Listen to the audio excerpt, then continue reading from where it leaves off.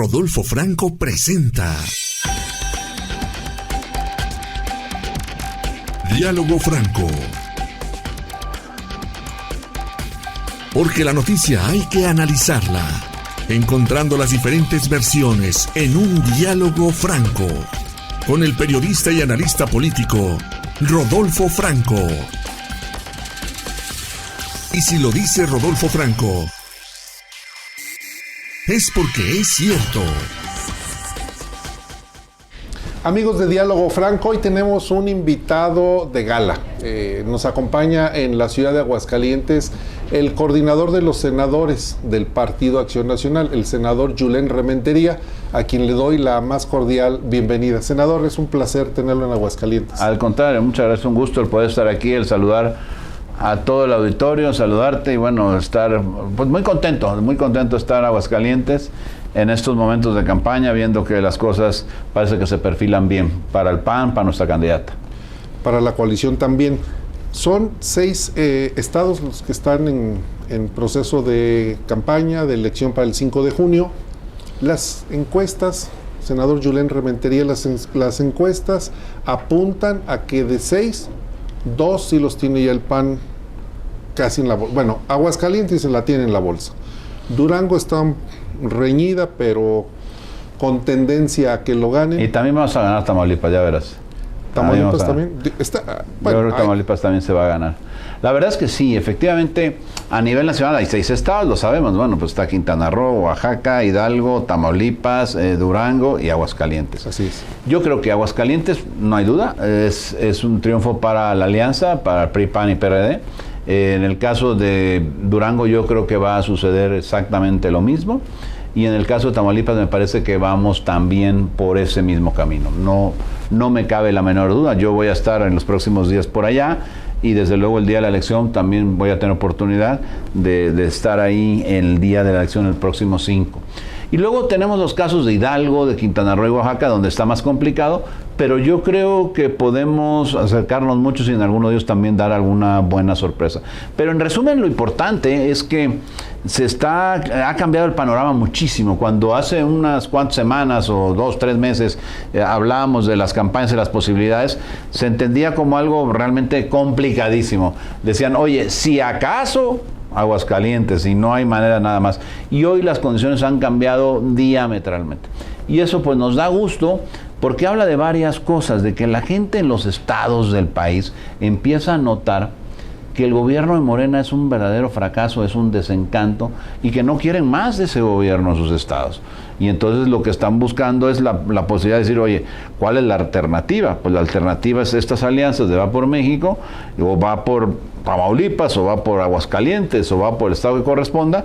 Entonces pues están, digamos, habiendo un corrimiento. Aquí lo hubo en Aguascalientes hace apenas unos días, donde militantes y simpatizantes y activistas y digamos y brigadistas de Morena pues simplemente hicieron así, se desenfundaron del atuendo y vinieron aquí al Comité Directivo Estatal del PAN precisamente a decir, ¿saben qué? Por aquí es por donde queremos jalar, porque allá pues lo que nos están diciendo no corresponde a la realidad que estamos observando como programa de trabajo para Aguascalientes. Y Aguascalientes es una ciudad y un estado que ha probado los buenos gobiernos. Y cuando eso lo has probado, no lo quieres fácilmente, no te avientas a la aventura, a decir, oye, a ver cómo nos va, o a ver si nos va bien. Entonces ya tienen la certeza de que cuando se hace un buen gobierno, los resultados ahí están.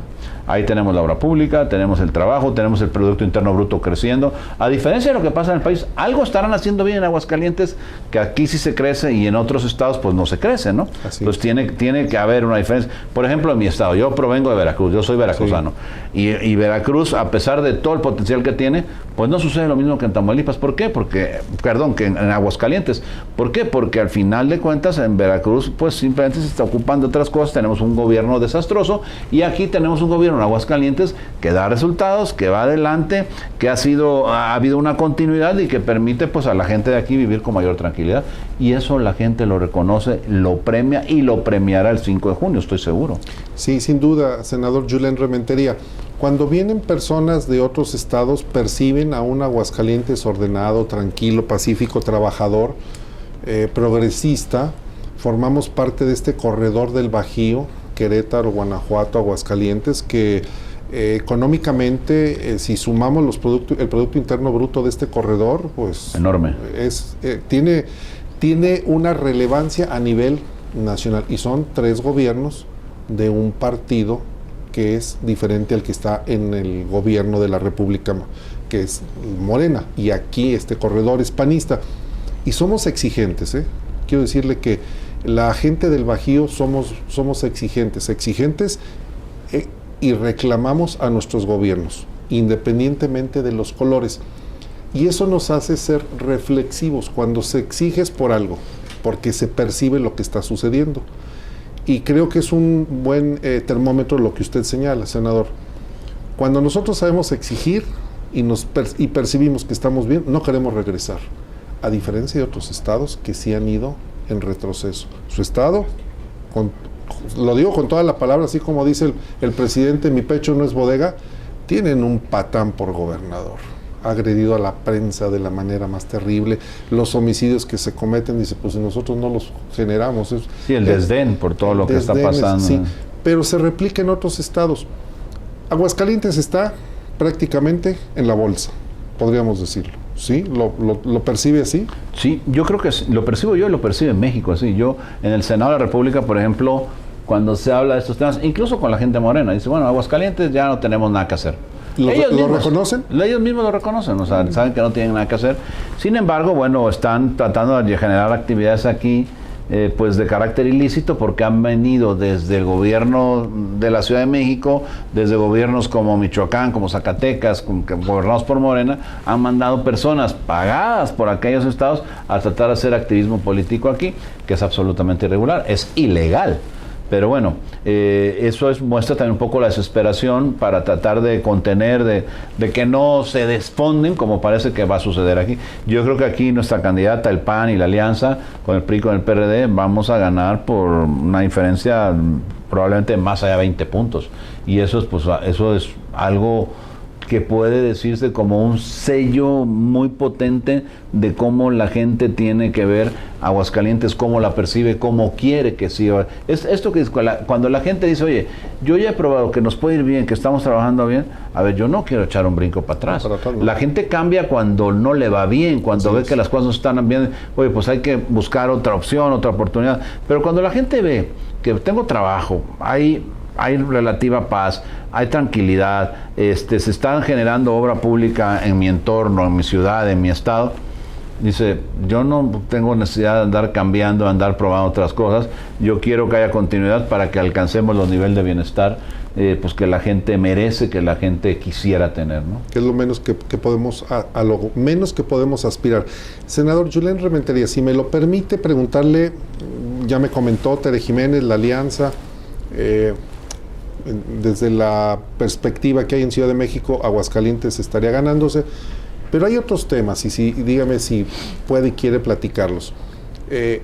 Los médicos cubanos, el tema de la salud, que tanto nos afecta. Teníamos, bueno o malo, un seguro popular que estaba funcionando, teníamos un seguro social que es eficiente, siempre ha sido un buen instituto de salud y que en últimos años ha venido en detrimento.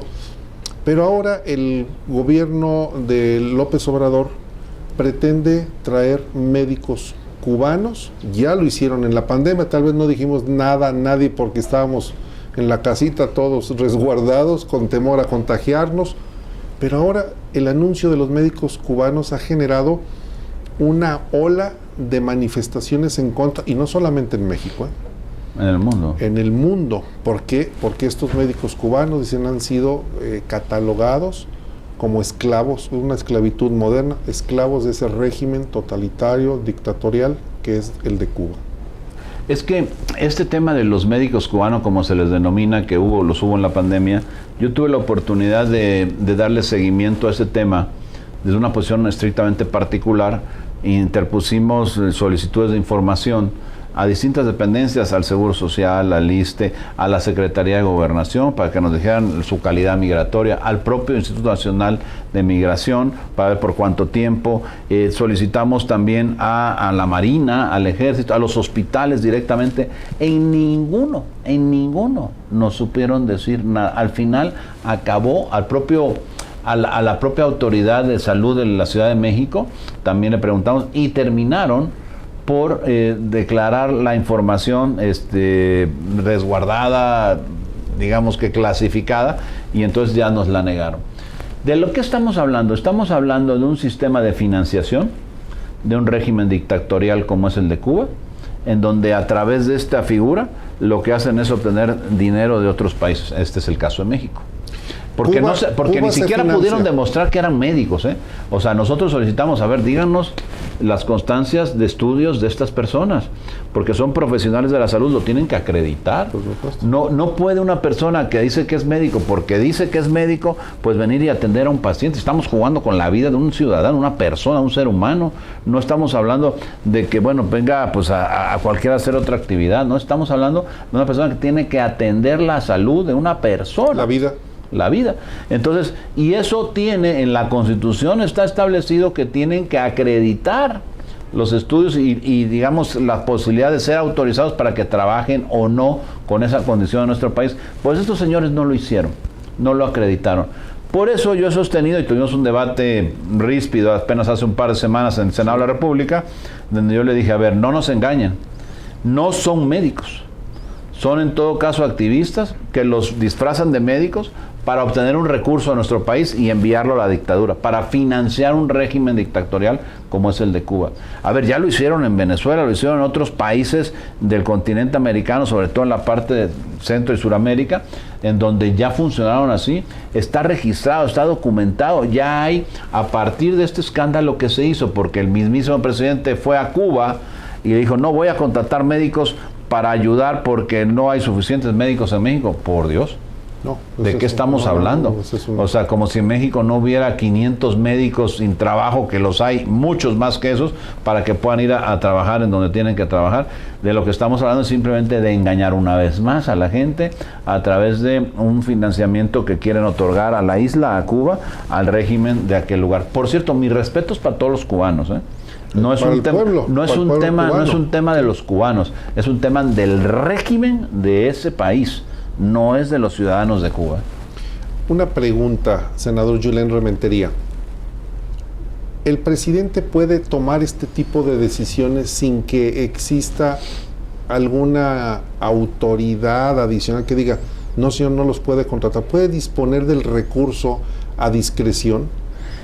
Desde las facultades que tiene el Ejecutivo Federal, sí, pero tiene que cumplir con algunas disposiciones. O sea, él puede llevar a cabo un programa en donde contrata determinado servicio con algún otro país, celebra un convenio y bueno, te puede ejercer un convenio de colaboración, sí, pero tiene que cumplir con los requisitos que la Constitución le demandan, entre otras cosas, el que puedan acreditar que están preparados, que son profesionales de la medicina para que puedan venir, hablando de este caso en particular. Es lo primero que tendrían que cumplir. Claro. Acreditar que son médicos. Sí. Luego hace un momento decía también la forma migratoria. Claro, la calidad migratoria. Porque para poder venir a trabajar aquí tienen que tener un permiso de migración, porque los señores van a venir a trabajar aquí y van a cobrar. Y van a cobrar con dinero público, ojo. Entonces, si van a pagarle con dinero público, tiene que tener una condición especial. No es que una persona que viene a trabajar y lo contrata una empresa, no. Es una persona que mediante un convenio celebrado entre los distintos gobiernos, pues viene aquí a nuestro país y el gobierno de la República, de nuestro país, le paga dinero, con dinero público, sus honorarios. Entonces tiene que haber, hay una reglamentación. ¿Sí puede el presidente hacerlo? Sí, nada más que tiene que cumplir con los pasos que establece la norma. ¿Y quién se los puede exigir? Pues es que la ley es así. El problema, a ver, hace un rato comentábamos con otras personas, el problema es que en este país pareciera que ya el presidente puede hacer lo que le da la gana. Pues sí. Lamentablemente esa condición se está repitiendo cada vez más, pero hay leyes. en donde dice, tú no puedes hacer eso, hay denuncias, ya hubo un amparo que le concedieron, no me acuerdo en qué parte del país, en donde dice, oye, a ver, tienes que acreditarme que los señores son profesionales de la salud, que son realmente médicos. Entonces ya hay un amparo interpuesto contra la contratación de esas personas. Entonces, pero tarda muchísimo, y mientras tanto el presidente ahora sí que pues te rebasa por la derecha. Y entonces, bueno, argumentando que es lo justo y que no me vengan a decir que la ley es la ley, pues entonces, pues si no nos venimos a decir que la ley es la ley, entonces, ¿cuál es el límite? ¿Hasta dónde puede decidir el presidente qué hacer y qué no hacer? Eso ellos lo criticaron con justa razón en el pasado muchísimo. Entonces, pues es lo mismo que hoy se le pide, nada más, pero nada menos. ¿Y cómo podemos hacer ese contrapeso? Ustedes están en el Senado, ustedes son un grupo importante de toma de decisiones, pero si a ustedes no les hace caso, pues a los ciudadanos menos. Tiene que ser a través de ejercicios como este que me permites hacer, a través del medio de comunicación, de señalarlo, decirlo y que la gente empiece a despertar, que provoque reacciones contrarias a los gobiernos de Morena en las elecciones justamente, para que entonces vayan entendiendo que la gente se está hartando y que no es por ahí el camino. Porque, a ver, presentamos una denuncia, muy bien, ¿dónde vamos a presentar esa denuncia? Vamos a suponer que la presentamos en la Fiscalía General de la República. Es un fiscal carnal. ¿Qué va a pasar con eso? Nada. Y luego de ahí, bueno, pues si llegara a abrir una investigación, suponiendo, sin conceder que se llegara a abrir una investigación, ¿qué va a pasar con ella? ¿Algún juez la va a consignar? No. Tampoco. No, porque está suponiendo que también pasemos esa barrera, ¿quién lo va a ir a detener? ¿Qué policía? Pues ninguna. Entonces, ese es el problema. El problema es que ya los límites pareciera que ya dejaron de existir en nuestro país para algunas personas, específicamente para el presidente y para los amigos, los cómplices o los que hacen negocios con el presidente. Entonces, pues eso es terrible, porque entonces, ¿en dónde está? Digamos que cualquier sociedad tiene que tener límites y barreras. Yo puedo pasar hasta acá sin agredir los derechos tuyos y los de aquella persona, ni aquellos los míos. Y eso es lo que debe de ser. Pero si eso ya no está inscrito en ninguna ley que realmente se cumpla, pues entonces ya pues se vuelve la ley de la selva. Tenemos el caso del secretario de Gobernación, Adán Augusto, que utilizando un avión de la Guardia Nacional en el ejercicio de su trabajo llega, hace proselitismo y no pasa nada, incluso acompañado con el titular de la Guardia Nacional. Y no solamente eso, sino que además reconoce él, lo admite, confiesa que engañó al presidente, sí, que le dijo, oye, yo voy allá a hablar de la reforma energética, pero no es cierto, vengo aquí a hablar de la revocación de mandato. Oye, esto es ilegal y no pasó nada. No pasó nada. ¿Dónde está? ¿Qué averiguación hay contra el señor? ¿Qué denuncia? Nada, o sea, eso es lo más grave que está sucediendo en nuestro país, en donde pareciera que ya los límites para ciertas personas ligadas con el gobierno, ligadas con el presidente, con su movimiento, pues ya no existen. ¿Incluida la delincuencia organizada? Pues sí, claro, incluida la delincuencia organizada. Que ha sido beneficiada, a la que hay que respetar pues los derechos humanos. Porque al final de cuentas no. A ver, hemos visto tristemente, y yo estoy seguro que al ejército no le gusta eso, ni a la marina tampoco, en donde han sido realmente agredidos en su dignidad, como cuerpos, como milicia, como todo, en donde los hemos visto realmente escenas que lastiman, pues, porque los que tenemos, yo así lo tengo, respeto por la Fuerza Armada, por el Ejército, por la Marina Armada de México, el que de repente personas, por muy legítima que sea su demanda, puedan realmente atropellar a miembros del Ejército, hacerlos huir, que salgan en desbandada porque tienen la orden de no hacer nada, pues ¿de qué estamos hablando? Y la orden del presidente, que es el jefe supremo de las Fuerzas Armadas, que se la transmitió al secretario general titular de la Defensa Nacional, y que a su vez, porque además publican el video donde está platicando como una especie de salón de clases con militares y les dice, tenemos que respetar a los delincuentes. Eso es un mensaje terrible, porque al final de cuentas, si el ejército no tiene la posibilidad de hacer valer, de hacerse respetar, pues entonces ¿quién? Porque además tienen el uso legítimo de la fuerza, claro. El Estado se los otorga, claro, pero no la quieren utilizar. Claro. No la quieren utilizar porque tienen instrucciones de no utilizar. Porque tienen las instrucciones. Y esa imagen que nosotros teníamos, yo por lo menos de niño, que veíamos al soldado y era aspiracional, el soldado, el policía, el bombero, pues el día de hoy no, porque los vemos ahí en Aguililla corriendo como desesperados. Y a otros sometidos en el piso. Entonces eso es muy triste. La verdad es que habla de una condición en nuestro país, de las instituciones que se han venido degradando terrible, entre otras la del Ejército, la Fuerza Armada, la Marina. Estamos en una condición que yo no sé cuánto tiempo nos va a tomar retomarla nuevamente, cuando Morena ojalá salga pronto del gobierno, porque está acabando con el país, está destruyendo las instituciones. Veamos lo que pasó con la CRE, lo que pasó con la CNH, lo que pasó con la CNDH, lo que ha pasado con tantas instituciones que las ha ido tomando por asalto. Quiere ahora tomar al INE, quiere tomar al IFETEL, quiere a la COFESE. O sea, todo aquello que le supone un contrapeso constitucional lo quiere simplemente pues destruir, tomar por asalto, meter a sus consejeros, simplemente pues desaparecerlo de facto a todas esas instituciones. Y esas instituciones son las que de alguna forma le dan viabilidad al país. De repente a quienes trabajan en algún área de gobierno no le gustan o le incomodan. Pues sí, porque son los contrapesos, pero eso es lo que le da a los ciudadanos la posibilidad de asegurar que las cosas lleven el justo equilibrio, ¿no?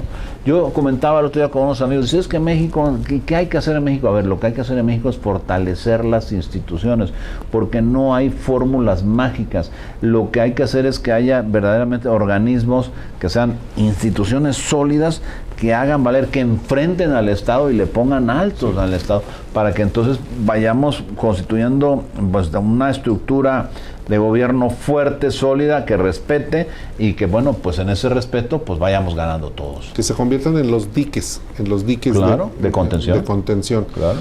Senador Julen Rementería, coordinador de los senadores del PAN. La solución está dada en el voto. Yo creo que sí. Para atajar todo esto. Y es una parte de la construcción de esos contrapesos. Sí. Ese sería de la charla que hemos tenido. Si pudiéramos hacer un resumen de cómo podemos contener, sería acudiendo a votar este 5 de junio, proyectos que constituyan contrapeso a esta máquina que viene aplanando las instituciones. Yo creo que sí, lo dices muy bien. Me parece que lo que tenemos que hacer es asegurarnos de que lleguen al poder opciones que quieran una cosa diferente a lo que hoy está destruyendo las instituciones. Y eso, en este momento, en Aguascalientes, pues pasa por la candidatura de Tere, que pues representa la alianza de Va por Aguascalientes del PRI, del PAN y del PRD.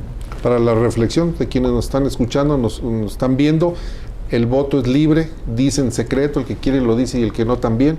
Tere Jiménez, la candidata de la coalición en Aguascalientes del PAN, PRI, PRD, es la opción para, por lo menos desde este estado, frenar.